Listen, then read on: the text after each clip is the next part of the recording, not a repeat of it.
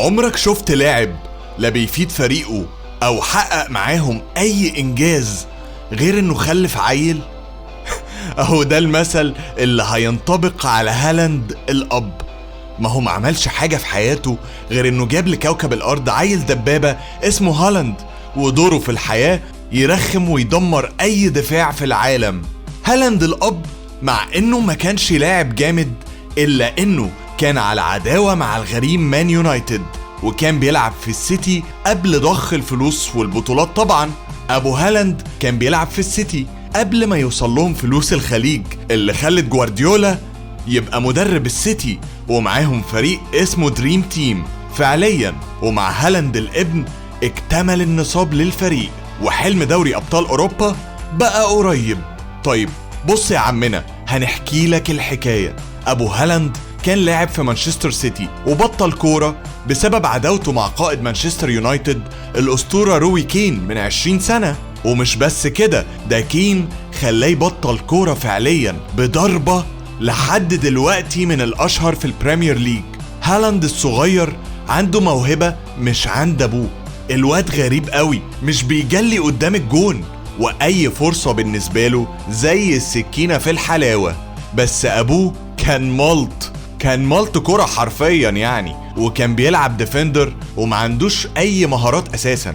ابو هالاند لعب في فرق متواضعة جدا، طبعا بداية من نوتنغهام فورست وليدز يونايتد ومانشستر سيتي قبل ما يبقوا عمالقة طبعا. ومع منتخب النرويج لعب 34 مباراة، ومسيرة كلها عادية جدا لا تذكر يعني، ومحدش كان عارفه اصلا قبل ما يوصل ابنه.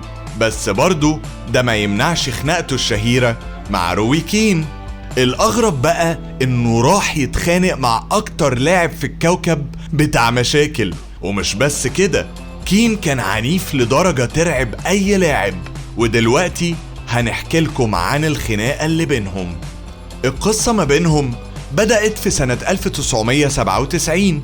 وقتها روي كين التحم بشكل طبيعي مع ألفي هالاند، وكان بيلعب مع ليدز يونايتد وقتها، وسقط روي كين على الأرض.